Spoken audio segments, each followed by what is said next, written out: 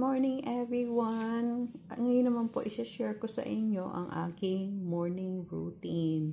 Ito po ay nakakatulong mag-prepare sa inyo bago kayo kumain.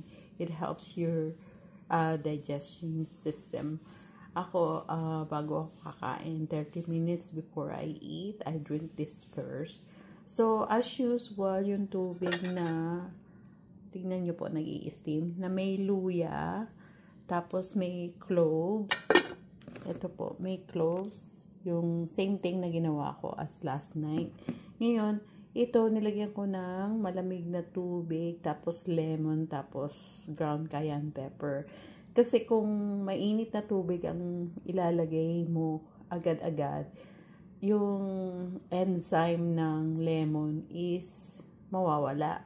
So, kailangan malamig muna, tapos i-temper nyo ng mainit na tubig. Yung pinagpakuluan na luya na may cloves.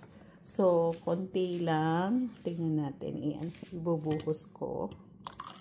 Yung hindi mainit na mainit, yung katamtaman lang. Like I said, yung malamig pa rin ng konti. So, dagdagan pa natin.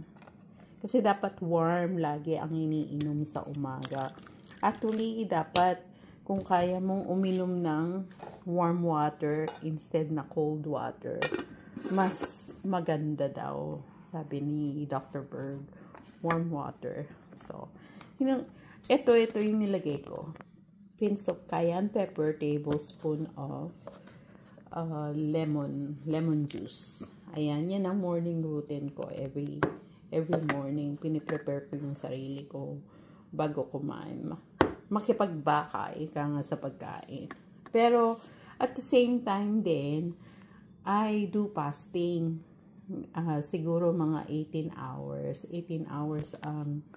kasi natutulog naman tayo sa gabi, di ba? So,